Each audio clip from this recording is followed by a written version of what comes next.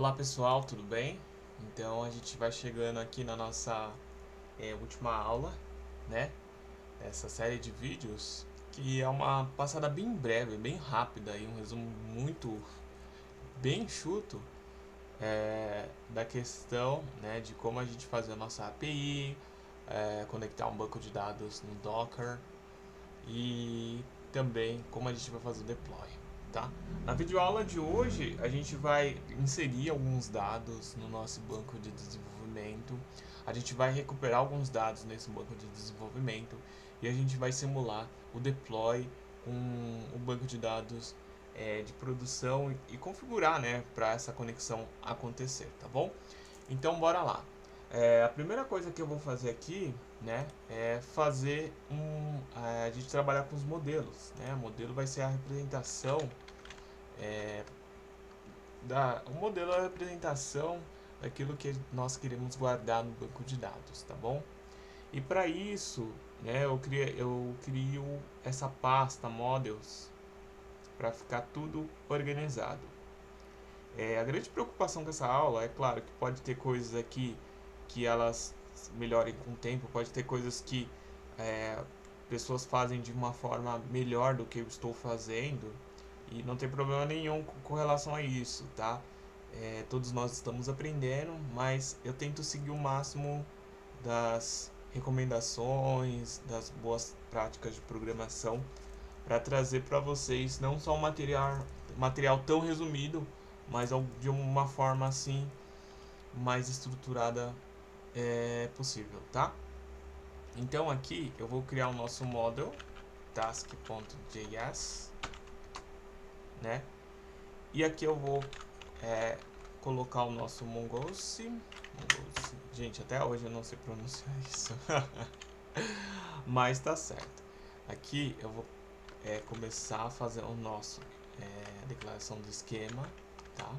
De um esquema Mongoose. E aí eu vou criar aqui, né, a nossa constante que vai ter esse esquema da nossa tarefa, né? Então imagina que a gente está fazendo um sistema de uma lista de tarefas, de to-dos, né? Se a tarefa foi feita, não, qual tarefa que falta fazer e tudo mais, né? Então, se você conhece a questão do Mongoose, você sabe que ele tem alguns recursos para fazer a validação de dados.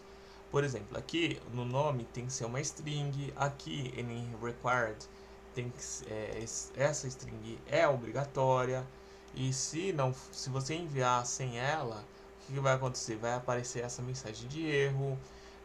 O trim, né, que é utilizado para tirar os espaços, está ativo. O tamanho máximo, né, de caracteres é esse aqui, não pode passar de 20, tá certo?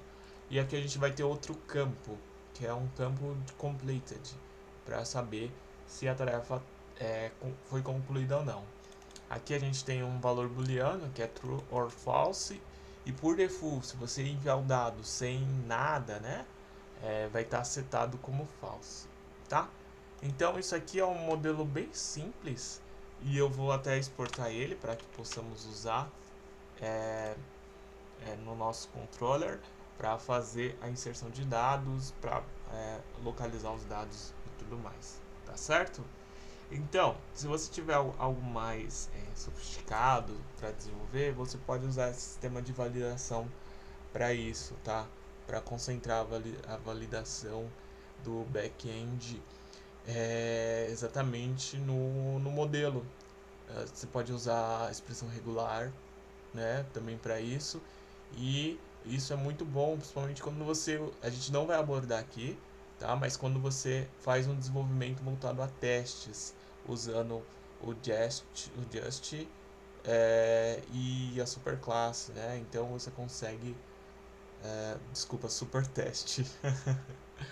E aí você consegue fazer os testes aí automatizados, testes unitários, de uma forma mais tranquila e entregar um sistema muito mais confiável, tá certo?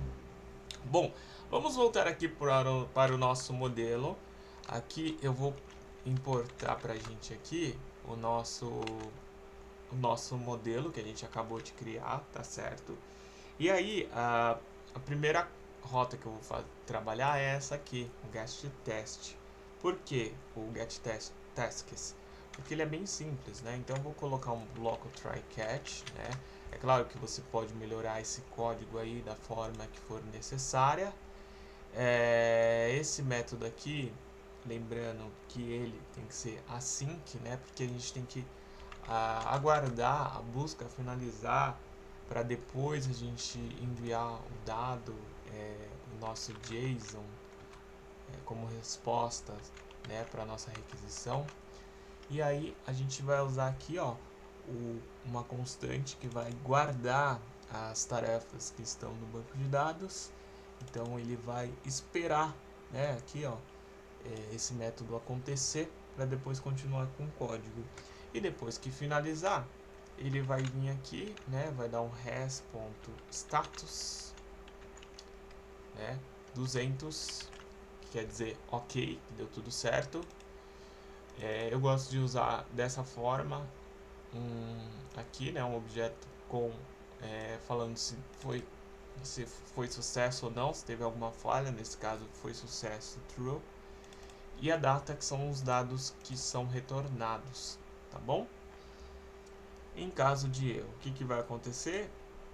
Ele vai retornar para mim, né, o status 500, que é o internal server error, tá? E aí ele vai falar que deu algum erro ao buscar os dados no banco de dados. Beleza? Bom, então a gente já fez aqui toda a lógica para buscar os dados. Aqui no Insomnia a gente vai testar essa rota. Então vou aqui dar um send. Aqui ele deu internal server error. Vamos dar uma olhada aqui no nosso back para ver se ele está conectado. Está conectado, e vamos verificar o que aconteceu para ele não dar certo. Então, primeiro vamos ver se está indo na pasta certa. Models task, ok. Deixa eu ver se tem mais alguma informação. False. Bom. Ok, get task. Beleza. Vamos dar uma olhada no nosso model para ver se tem alguma inconsistência, né? Então, Mongoose require Mongoose. O esquema, ok. Task esquema, new esquema. String. Módulo export. Ah, tá, é claro. Aqui, na verdade, é assim, ó. Eu vou exportar de outra forma, tá? Vou criar uma constante chamada task. Aqui enfim, a forma que estava exportando não estava exportando o modelo, né? Então deu esse errinho aqui. Beleza, agora eu exportei o modelo. Vamos dar uma olhada para ver se funciona agora. E deu falso de novo. Deixa eu ver aqui no código se ele dá alguma pista do que está acontecendo.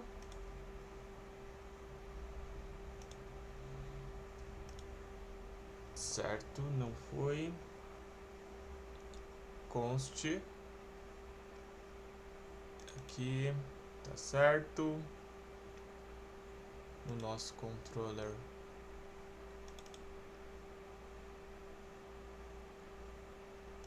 Ah, é claro, né? Eu não vi em que momento aqui parou de fazer, né? Na verdade aqui são duas linhas. Aqui, ó, task.find. Em algum momento esse código sumiu, eu não vi aqui, tá? Vamos dar uma olhada agora para ver se vai. Beleza, agora foi. Success true e data vazia, tá bom? Bom, essa é uma das partes que a gente fez, né? E agora a gente vai fazer a parte de criar uma tarefa, tá? Novamente eu vou usar o try-catch. Aqui eu vou pegar e usar o comando, vou criar uma constante que vai armazenar a nossa task criada. Sempre aqui a gente vai usar um await para aguardar. E aqui tem que ser uma função assíncrona, né? Async await. Então ele vai esperar criar. Se criar, vai dar o número, vai dar o status code 201, né? Created. E caso tenha erro, ele vai dar o resultado de 400, tá bom? Então é isso. Bom, vamos testar para ver se isso dá certo aqui no post. No método post, a gente clica aqui em body e seleciona JSON e cria aqui, né, o nosso objeto JSON. Vou colocar name, banana e completed igual a true, certo? Vamos enviar e beleza, ó, ele retornou banana, escrevi errado, mas beleza, ele retornou aqui. Vamos colocar mais um item aqui, uva. Beleza, retornou uva e criado. Vamos colocar aqui maçã. Vamos enviar maçã. Beleza, agora vamos testar aqui o get, que busca todas as nossas informações aqui. Beleza, ele buscou aqui, tá certo? E aqui está. Então, beleza, tá funcionando bonitinho, ele tá conectando. E agora chegou a hora de a gente preparar o nosso sistema para produção, tá? Eu gostaria de fazer outro vídeo com relação a isso, mas é melhor fazer tudo num vídeo só, tá? Então, o que eu vou fazer aqui? Primeiro, a gente está trabalhando com Docker, né? Então, eu vou copiar isso aqui e vou criar um outro arquivo, tá? Um novo arquivo, que é o docker compose.iml.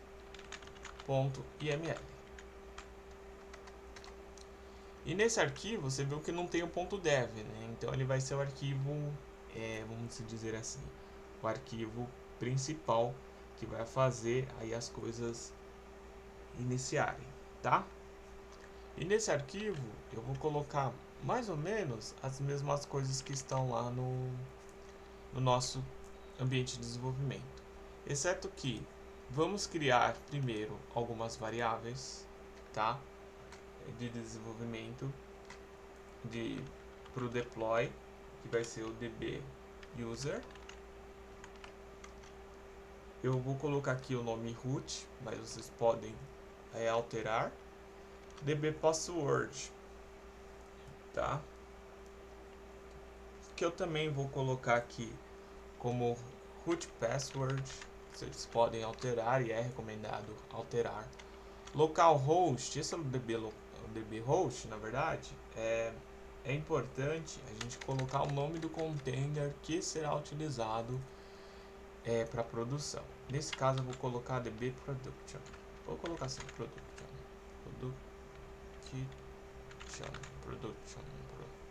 Eu vou colocar prod, pronto, db prod, beleza? A porta que a gente vai utilizar, tá?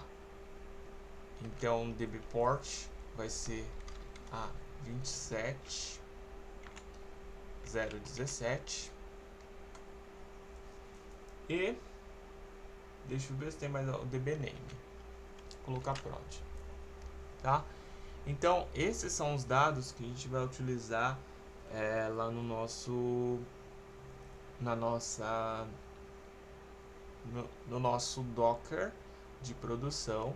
Você tem que colocar uma senha forte, claro, né? Um usuário diferente, tudo mais diferente, tá bom? Bom, antes de continuar, eu vou dar um down aqui, tanto aqui como aqui. Eu vou dar um down pra gente, porque como eu tô usando essa mesma porta no ambiente, essa porta 27017 no ambiente de desenvolvimento, se eu tentar criar um container com isso, ele vai me dar um probleminha falando que já está usando essa porta, tá bom? Então é isso. Deixa eu ver se eu esqueci alguma coisa. dbport, beleza? É isso, tá? Bom, então vamos lá. A gente tem nosso arquivo aqui, o .iml criado. Aqui não vai mudar nada, tá? Quer dizer, na verdade vai, né? dbprod, tá? Lembra que eu falei pra vocês do... Vou deixar até junto aqui. Lembra que eu falei pra vocês que o container, o nome do container tem que ser igual? É aqui, viu? dbprod. E aí a gente vai começar a algumas coisas bem interessantes aqui, alguns recursos a mais, tá? Eu vou colocar uma opção chamada Restart Always, que vai falar, se falhar o banco de dados, ele dá uma restartada aí pra gente de forma automática, tá? Aqui nessa porta, eu vou colocar aqui a nossa variável, tá? E essa variável que vai vir lá do .env, que é a nossa dbport. Beleza? Que mais? Environment. Tudo aqui agora vai ser as variáveis, né? Environment. Opa, aqui. db user. Certo. A senha. db pass, né? A gente tinha colocado lá. Banco de dados. O nome do nosso banco de dados. db name. Certo? Beleza. Volumes a gente vai deixar para depois, tá? Aqui. Agora, o que vem de diferente? A gente vai declarar aqui o API, que é justamente onde vai rodar o nosso Node.js lá na aplicação, tá? Então, eu vou colocar o nome de API prod, só para a gente ter uma referência que é o ambiente de produção, tá? Primeiro, a mesma coisa, image, né? Vamos utilizar o Node 21.7.3, tá? Container name, API prod, restart always.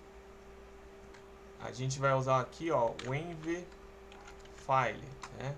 Pra gente poder pegar as configurações do .env também. Então aqui config barra config.env, beleza? A gente também vai utilizar uma coisa que é um depends on. Depends on, ele fala assim, que esse aqui só pode ser startado se né, o banco de dados for startado com sucesso, tá bom? Agora vamos às portas. As portas a gente vai pegar aqui o que está lá no nosso .env. Então aqui eu vou colocar server port, certo? E agora a gente vai ver a questão dos volumes. Ponto, dois pontos, né? USR srp app, né? Bom, que mais? A gente tem aqui o nosso workdir, que é o diretório de trabalho, que vai ser exatamente esse também, tá? Ele tá dando um erro aqui. Ah, tá. Tem que estar alinhado com volumes. E por último, o comando que é para startar, né, o nosso serviço aí de produção, que é o yarn start. Só para vocês entenderem, né, de onde veio esse start. Ele veio do nosso packet.json. Na primeira aula a gente setou esse comando. E olha só, o que ele vai fazer? Ele vai mudar node env, ele vai mudar para produção, tá certo? E aqui ele vai usar o PM2 para fazer o start do nosso serviço. E o PM2, para quem não conhece, ele tem vários recursos para deixar o ambiente em produção. Beleza? Então esse é o nosso Docker de produção, tá?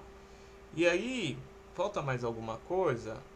Bom, a gente configurou o nosso arquivo de banco de dados aqui apenas para o caso de desenvolvimento e não para produção.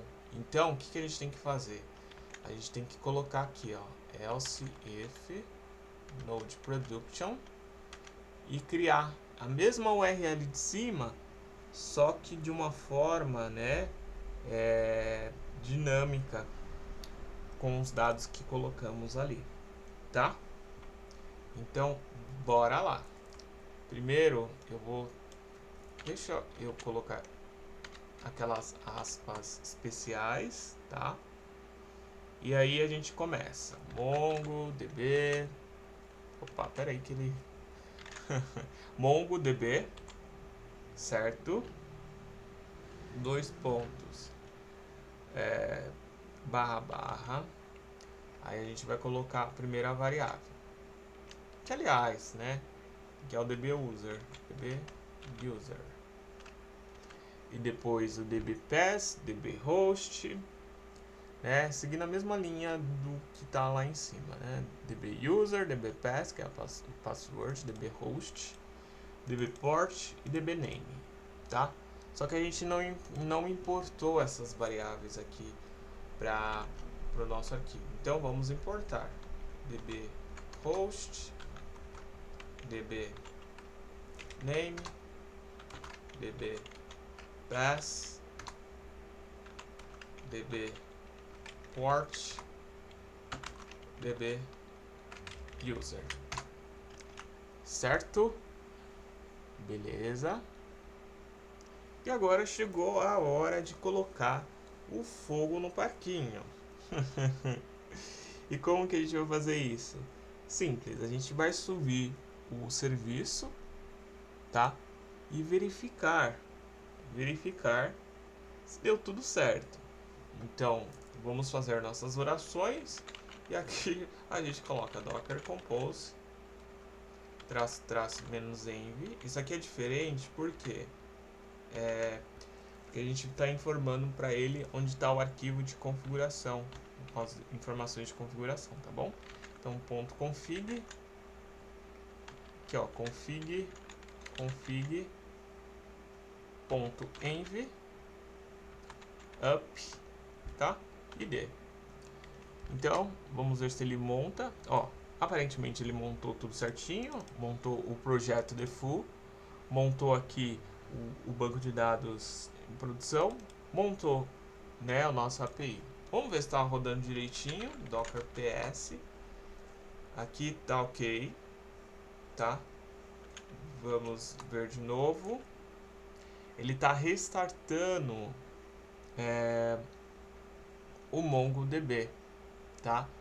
A gente pode dar uma olhada para ver porque isso está acontecendo através do comando docker logs dbprod, que é o nome do nosso peraí que eu escrevi errado, tá? É dbprod. Com isso a gente consegue ver o erro. E na nossa cara já vem aqui init root username. Ele está falando que essa variável está faltando. Vamos lá voltar aqui e ver dbuser, dbpass, dbhost e dbname. Tá. Vamos lá no nosso Docker Composer. Ele falou que faltou a variável mongo init router username, que é essa aqui, ó, dbusername, dbuser, né? Vamos ver no nosso arquivo aqui de config se tem o dbuser. Dbuser tem. Beleza? Beleza. E aí ele está falando que essa variável não está aqui, né? Deixa eu dar uma lida aqui para ver se tem alguma coisa. Database name.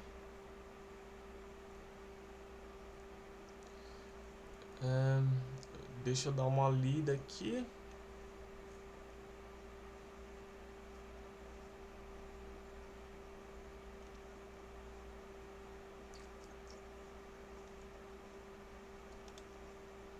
Deixa eu ver aqui o comando que eu usei para upar eles. Deixa eu dar um docker compose down. Opa, ele não tá indo por aqui, mas você pode dar um stop aqui, ó. Down. Certo. Bom, vamos lá.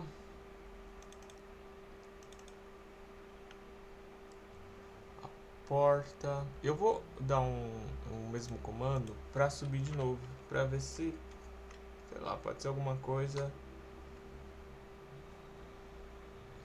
Tá.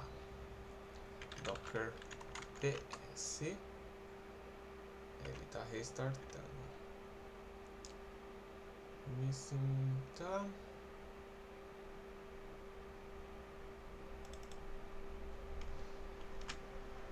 É provável que a gente tenha errado alguma coisa na configuração, né? Ele tá falando aqui pass, tá? Aqui tá dbpass. Vamos dar uma olhada no ponto aqui. Ah, tá. É aqui, ó. Tá vendo? Coloquei pass, mas é password, tá? Não, coloquei password, mas é pass que a gente tá usando, tá? Então foi nisso que deu treta aí, ó. Tá vendo como na vida nem tudo é um mar de flores. Eu vou dar um docker down pra desativar ele. E agora vamos lá. Por isso que eu falo, sempre faço essas orações antes de colocar o serviço no ar aqui. Docker ls não, ps. Bom, aparentemente está tudo certo, tá? A gente pode inspecionar a API para ver se está rodando. API prod. Opa. Logs API prod. Aqui, ó, ele tá mostrando pra gente que o Mongo tá conectado, tá tudo certinho. Beleza. Agora, vamos lá no nosso navegador. Se a gente acessar aqui, né, a task, ok, beleza, tá funcionando, tá? Aqui também, vamos ver se tá funcionando, certo? Vamos criar uma task para ver se vai. Beleza, criou, né? Banana, criou, beleza? Vamos pegar essas tarefas. Beleza, tá funcionando. Só para vocês entenderem, então, né, e para a gente finalizar essa aula, essa questão do Docker, desse Docker Compose especificamente, esse aqui, né, é para ser executado lá na sua nuvem, para ele criar tanto o container para rodar o Node.js quanto para rodar o banco de dados, tá certo? Então com isso finalizo, né, essa aula. E aí qualquer dúvidas que vocês tiverem pode mandar aí nos comentários. Até mais, pessoal!